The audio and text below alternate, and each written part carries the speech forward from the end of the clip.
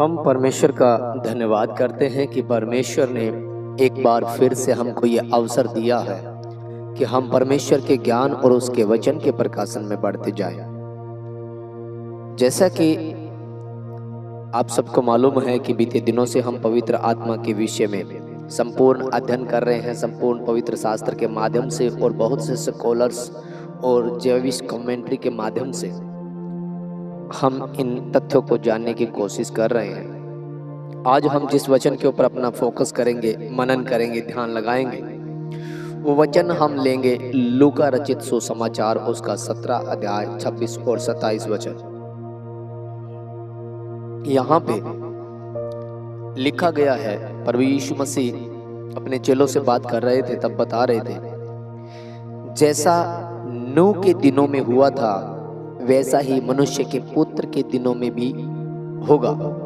जिस दिन तक नूह जहाज पर न चढ़ा उस दिन तक लोग खाते पीते थे और उनमें ब्याह शादियां होती थी तथा जल प्रलय ने आकर उन सबको नाश किया।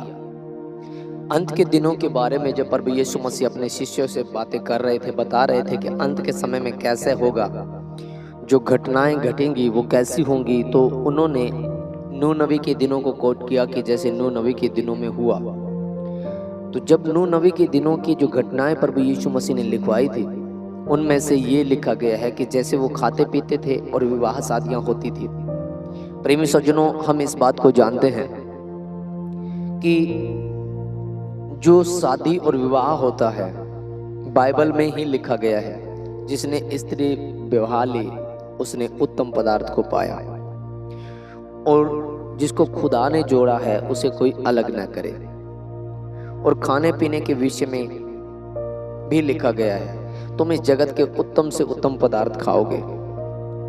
तो ये जो बातें लिखी गई है, ये बातें जो प्रभु यीशु मसीह बताना चाहते थे उनके विषय में तो इशारा नहीं करती है। फिर और क्या इशारा हो रहा है कि जैसे नूह नबी के दिनों में हुआ, तो ऐसा क्या हुआ था नूह नबी के दिनों में जिसके ऊपर हम कभी अपना ध्यान नहीं लगाते, कभी फोकस नहीं करते हैं। इन्हीं जब हम उत्पत्ति की पुस्तक को पढ़ते हैं और जल प्रलय से कुछ ही दिन पहले, कुछ ही समय पहले कुछ एक बात जो परमेश्वर की ओर से उत्पत्ति 6 अध्याय 3 वचन में बोली गई थी, और वो ये थी कि यहोवा ने कहा, मेरा आत्मा मनुष्य से सदा लो विवाद करता न रहेगा, क्योंकि मनुष्य भी शरीर ही है और उसकी आयु 120 वर्ष की होगी। जब हम उत्पत्ति के 6 के 3 को जो पढ़ते हैं कि यहोवा ने कहा कि मेरा आत्मा मनुष्य से सदा लो विवाद करता न रहेगा, उससे सदा झगड़ता न रहेगा। तो ये जो बातें हो रही थी जल प्रलय से कुछ ही समय पहले, परमेश्वर ने अपना जो आत्मा आदम को दिया था, आदम जात को दिया था। हाबिल के उस भेंट से पता चलता है कि वह कितना पवित्रताई के साथ उसकी उपासना करता था, जिसको खुदा ने उसकी भेंट को ग्रहण किया था। और उसके बाद में जब उसके नए वंशज के बारे में पढ़ते हैं तो सेत के विषय में पढ़ते हैं, तो लिखा गया है कि आदम की ही समानता में उसके स्वरूप में उसे एक और संतान उत्पन्न हुई, उसका नाम सेत रखा गया। जब पृथ्वी के ऊपर हालात और परिस्थितियां बिगड़ते चले गए और सब प्राणियों ने अपना चाल चलन बिगाड़ लिया, यहाँ तक कि स्वर्गदूतों ने अपने पद को स्थिर न छोड़ा और उन्होंने भी निर्लज काम करना शुरू कर दिया। परमेश्वर के पुत्रों ने देखा कि परमेश्वर की पुत्री यह सुंदर है और उन्होंने जिससे चाहा जैसे शादियां कर ली और संपूर्ण पृथ्वी ने अपना चाल चलन बिगाड़ लिया। तो परमेश्वर का वचन कुछ ही समय पहले इस बात को बता रहा था कि मेरा आत्मा सदा लो विवाद करता हुआ नहीं रहेगा, और उसने अपना आत्मा उस समय उठा लिया था। जब हम हनोक के विषय में पढ़ते हैं कि वह हनोक परमेश्वर की उन महिमा को देखता था। हनोक की पुस्तक में लिखा गया है कि उसने देखा कि परमेश्वर अपने पवित्र जनों के लाखों की भीड़ के साथ आ रहा है जगत का न्याय करने के लिए, और हनोक डर गया था इस हालात को देखकर, परिस्थितियों को, कि मुझे मृत्यु को देखना न पड़े। वह परमेश्वर के साथ साथ चलता था और एक दिन लोप हो गया क्योंकि परमेश्वर ने उसे उठा लिया था। ये सारी परिस्थितियों को देखते हुए जब हम इस वचन को देखते हैं 6:3 में, तो लिखा गया कि मेरा आत्मा मनुष्य से सदा लो विवाद करता न रहेगा। तो ऐसा प्रभु यीशु मसीह ने बताया कि जैसा नूह के दिनों में आत्मा उठा लिया गया था, ये सेम प्रोसेस प्रभु यीशु मसीह के आने से पहले होगा। ये सेम प्रोसेस जो नूह नबी के समय में हुआ था कि जब आत्मा उठा लिया गया तो लोगों ने निर्लज काम करना, बुरी बातें, बुरे विचार, बुरे गंदे, संसार का बिगड़ जाना, अति हो जाना, ऐसे हालातों के साथ में ये पृथ्वी जूझने लगी थी। और इस वचन से जो हमें शिक्षा मिलती है कि जैसे नूह नबी के दिनों में परमेश्वर ने अपना पवित्र आत्मा प्रदान करना बंद कर दिया था, पवित्र आत्मा पब्लिक में लोगों को देना बंद कर दिया था, उसी प्रकार से प्रभु यीशु मसीह के आने के समय में उससे पहले पवित्र आत्मा उतरना बंद हो जाएगा। पवित्र आत्मा का अभिषेक, पवित्र आत्मा की शिक्षा, पवित्र आत्मा के ऊपर मनन करना, ये सारा बंद हो जाएगा और उसका आने का समय हो जाएगा। तो हम जब देखते हैं दूसरा थिस्सलुनीकियों उसका 2 अध्याय और 6 से 12 वचन तक जब हम पढ़ते अपना ध्यान लगाते हैं, तो यहाँ पे लिखा गया है, तुम उस वस्तु को जानते हो। पौलुस कहता है थिस्सलुनीकियों की कलीसिया को, तुम उस वस्तु को जानते हो, यानी कि पवित्र आत्मा को जानते हो, जो उसे अभी रोक रहा है कि वह अपने ही समय में प्रकट हो। किसे रोक रहा है? उस अधर्मी को, जो भरमाने वाली आत्मा है, जो झूठी सामर्थ की आत्मा है, जो पवित्र आत्मा का इनकार करेगी और संसार की बातों पे आशीष बरकतें, अभिषेक, मस्सा ऐसे करके लोगों को बरगलाएंगे, शारीरिक इच्छाओं के ऊपर डाल देंगे, वीजा के लिए प्रार्थना की जाएगी और सारा फोकस चमत्कार पे चला जाएगा, धन पे चला जाएगा, लेकिन हृदय परिवर्तन की कोई बात नहीं होगी, पवित्र आत्मा नहीं, वो झूठी सामर्थ उतरना शुरू हो जाएगी। और जब लोगों को आध्यात्मिक जीवन के बारे में ज्ञान दिया जाएगा तो वो इनकार करेंगे, परमेश्वर का इनकार करेंगे, लेकिन परमेश्वर के नाम पर भी, यीशु मसीह के नाम से झूठे मसीह खड़े हो जाएंगे और वो पैसों का चमत्कार दिखाएंगे।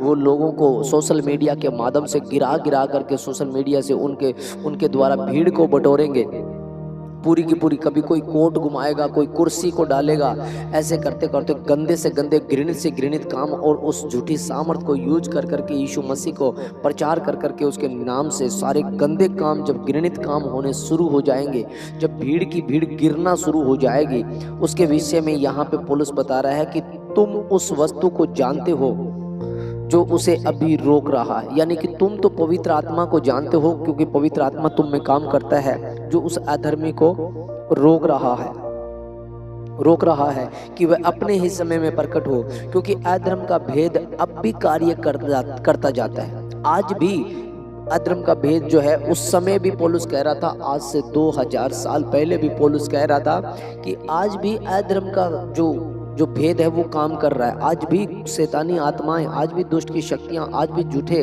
लोग जो मसीह के नाम से वो आज भी काम कर रहे हैं। तो सोचो 2000 साल बाद क्या हो रहा होगा, आज कहाँ पे वो पहुंच गया होगा। अधर्म का जो भेद उस समय भी काम कर रहा था, लेकिन उस समय तो पवित्र आत्मा उसे रोक रहा था, उस समय तो पवित्र आत्मा के द्वारा काम प्रकट हो रहे थे। लेकिन लिखा गया अंत के समय में पवित्र आत्मा का उतरना बंद हो जाएगा, उसका अभिषेक आना बंद हो जाएगा, क्योंकि यहाँ पे लिखा गया है, क्योंकि अधर्म का भेद अब भी कार्य करता जाता है, पर अभी एक रोकने वाला है, पवित्र आत्मा जो उसे रोकता है। और जब तक वह दूर न हो जाए, पवित्र आत्मा जब तक उठा लिया न जाए, जैसे नूह नबी के दिनों में पवित्र आत्मा का जो दान था वो बंद हो गया था, पर जो वचन कहता है कि मेरा आत्मा मनुष्य से लो विवाद न करता रहेगा, चला जाएगा, वो उठा लूंगा मैं अपने आत्मा को।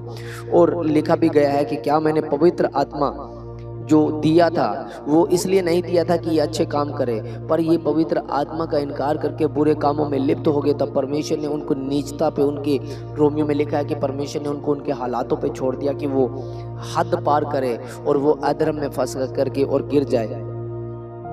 तो यहाँ पे कि वह अभी रोके हुआ है, तब वह अधर्मी प्रकट होगा, जिसे प्रभु यीशु मसीह अपने मुँह की फूंक से मार डालेगा और अपने आगमन के तेज से भस्म करेगा।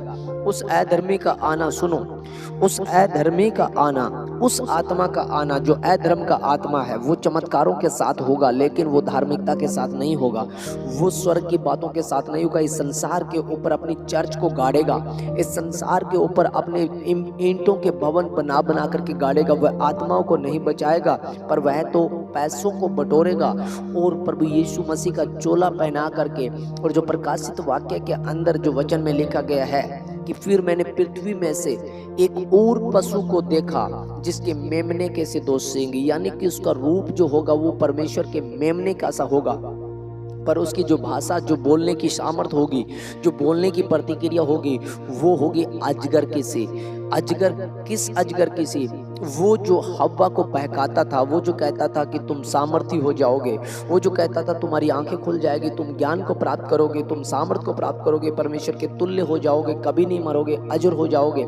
ये बातें जो मीठी बातें थी, भरमाने वाली बातें थी, आज वो अजगर की भाषा आज उतर आई है मसीह के रूप में, उस मेमने के रूप में। वो जो मसीह का सा मेमना दिख रहा है, लेकिन उसके अंदर जो बातें चल रही है वो भरमाने वाली बातें चल रही है। लिखा गया है उस अधर्मी का आना शैतान के कार्य के अनुसार सब प्रकार की झूठी सामर्थ और चिन्ह और अद्भुत काम के साथ और नाश होने वालों के लिए अधर्म के सब प्रकार के धोखे के साथ होगा, क्योंकि उन्होंने सत्य से प्रेम नहीं किया जिससे उनका उद्धार होता। अब सत्य के ऊपर कोई काम नहीं कर रहा, कोई फोकस नहीं कर रहा, बस पास्टर जी, पापा जी चल रहा है, पापा जी ने जो बोला वही करना है, पापा जी ने जो बताया वही करना है, और सत्य की खोज में नहीं लगे हुए हैं, अपने जीवन को बदलने की कोशिश में नहीं लगे हुए हैं। यहाँ पे लिखा गया इस कारण परमेश्वर उनमें एक भटका देने वाले, भरमा देने वाले एक उस झूठी सामर्थ को परमेश्वर की ओर से भेजा जाएगा कि वे झूठ से प्रीति रखे। परमेश्वर इसलिए भेजेगा क्योंकि वचन में लिखा है कि न तू गुनगुना है, न तू ठंडा है और न तू गर्म है, तू गुनगुना है, इसलिए मैं तुझे अपने मुंह से उगल दूंगा। और जो उगला जाता है वो बुदबूदार होता है। तब परमेश्वर उनमें एक ऐसी आत्मा भेजेगा कि वह निर्लज काम करे और वो ऐसे घृणित कामों को अपने अंदर प्रवेश करवा ले। आज परमेश्वर के नाम की निंदा इन लोगों की वजह से होती है। घटिया हरकतें करनी, लड़कियों को एक जैसे कपड़े पहना करके उन पे कोट घुमाना, कुर्सियों पे बिठाना और स्टेज पे गिराना, और पता नहीं कैसे कैसे शब्दों से, जिन शब्दों का कोई महत्व ही नहीं, अपनी भाषा बना के अब्बा लब्बा सब्बा लब्बा गब्बा गब्बा पता नहीं क्या क्या बोल रहे हैं, जिनका कोई महत्व नहीं है, कोई उच्चारण नहीं है, किसी को नहीं पता उस भाषा का क्या मतलब है क्या नहीं। पवित्र भाषा को, जो अन्य भाषा है, उसको अन्य भाषाओं में कन्वर्ट करके रख दिया है। और ये झूठी सामर्थ को जो परमेश्वर की ओर से भरमा देने वाली सामर्थ होगी, इसलिए होगा ताकि वे जितने लोग सत्य से प्रीति नहीं करते वरन अधर्म से प्रसन्न होते हुए सब दंड पाए। इनको दंड के लिए परमेश्वर ने इनके पास ये आत्मा भेज दी है ताकि न्याय के सिंहासन के सामने इन सबको सजा मिले। हमें इन लोगों से बचना है। इन लोगों को हम जो जानते हैं और हमारे सामने ये जो हो रहा है, आपको पवित्र आत्मा की गहराई को समझने के लिए ये वचन बहुत गहरा है, बहुत ज़्यादा। कि पवित्र आत्मा ऐसा नहीं है कुर्सी पे बैठ करके कोई चिंगाड़ मारेगा। पवित्र आत्मा ऐसा नहीं है किसी के कोट को छू करके चिंगाड़ मारेगा। पवित्र आत्मा ऐसा नहीं है कि सारे एक जैसे वस्त्र पहनने के बाद ही उन पे उतरेगा। पवित्र आत्मा हत्ते को परिवर्तन करता है, गुत्ते गुत्ते गांठ गांठ को उसका वचन छांटता है। ऐसे पवित्र आत्मा जीवन में काम करता है, विवेक को शुद्ध करता है। पवित्र आत्मा सांसारिक चमत्कारों को नहीं करता। पवित्र आत्मा में फल लगते हैं, पवित्र आत्मा में वरदान आते हैं। पवित्र आत्मा वो नहीं है कि जो आप नीचे सर ऊंचे पांव हो गए हैं और आप लिटते जा रहे हैं, पब्लिक के बीच में गड़बड़ी मचा रहे हैं, परमेश्वर की परिस्थिति चल रही है और आत्मा आता है और गड़बड़ी मचा देता है, परिस्थिति भंग हो जाती है। ये पवित्र आत्मा नहीं है, ये बरमाने वाली दुष्ट की शक्ति है जो आप देख रहे हो। और इसमें संपूर्ण कलीसियाई जगत लिपट के रह गया। अधर्म का जो भेद जो पहले भी काम करता था, पर पहले एक रोकता था पवित्र आत्मा। प्रारंभ की कलीसियाओं में अर्ली चर्च फादर बताते हैं इस चीज़ के विषय में कि पहले पवित्र आत्मा उतरता था, हत्ते परिवर्तन होता था, हत्ते छिद जाते थे और लोग अंगीकार करते थे। अभी अंगीकार नहीं कर रहे हैं, एक दूसरे को दोषारोपण कर रहे हैं, एक दूसरे के ऊपर एलिगेशन लगा रहे हैं, एक दूसरे को नीचा नीचा दिखाने की, और कलीसियां जो सही कलीसियां, ग्रे कलीसियां, और जो छोटे छोटे लोग जो सच्चाई के साथ प्रार्थना कर रहे हैं, उन लोगों के साथ ये लोग बुरा बर्ताव कर रहे हैं, उनको तुच्छ बता करके और उनसे भेड़ों को चुरा करके बकरियों का रूप बना रहे हैं। चमत्कारों और चिन्हों में फंसा करके उनको भरमाया जा रहा है।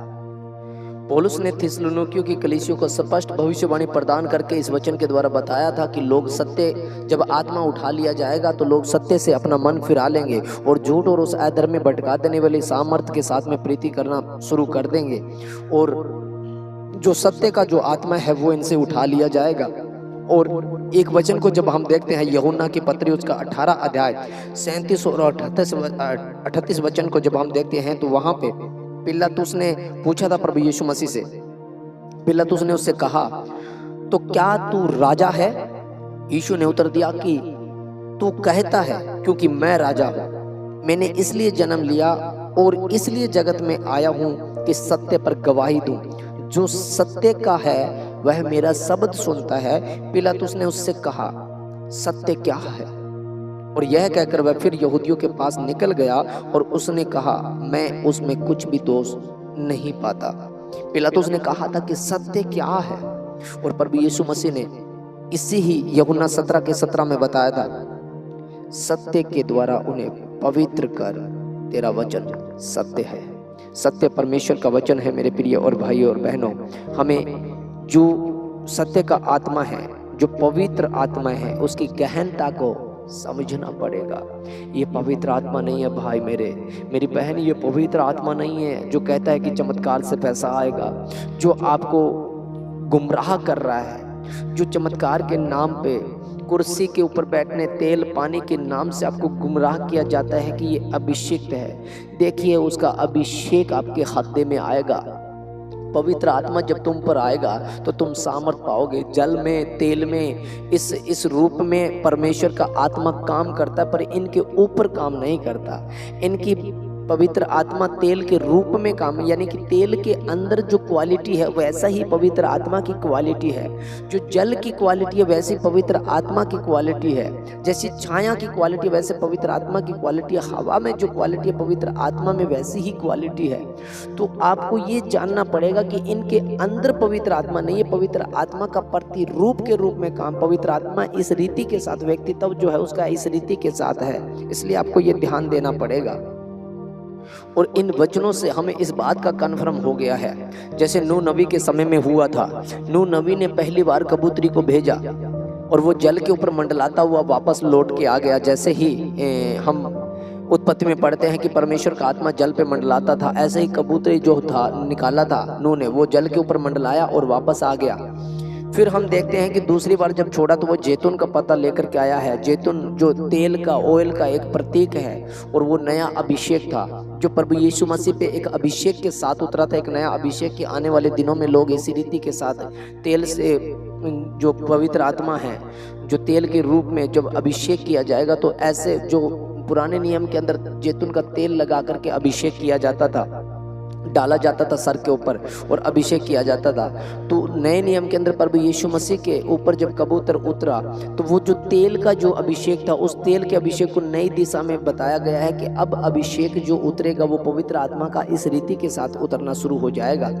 और तीसरी बार जब हम देखते हैं कि नूह नबी ने कबूतरी को उड़ाया और कबूतरी लौट करके फिर नहीं आई, और यीशु मसीह ने कहा है कि वो आत्मा उठा लिया जाएगा ताकि ये लोग निर्लज्ज काम करें। अभी वो है रोकने वाला, आज भी उसका आत्मा काम कर रहा है। बदल जाए अपने आप को, अनुग्रह का समय निकलता जा रहा है, और मैं कह रहा हूँ निकल चुका है। कुछ पल, कुछ समय बाकी है कि आत्मा उठा लिया जाएगा। फिर पुकारेंगे, आत्मा हमें नहीं मिलेगा। तो वो आत्मा उठा लिया जाए उससे पहले सच्चे वचन, सत्य वचन के पीछे हम लग जाएं। और इस वीडियो को शेयर करें, सब्सक्राइब करें, लाइक करें और बेल आइकन वाला बटन दबाएं ताकि आने वाले तमाम नोटिफिकेशन आपकी वीडियो पे, आपके स्क्रीन पे आपको मिलती रहें और हम प्रभु के कामों को आगे बढ़ाते रहें। सब कुछ जय मसीह की।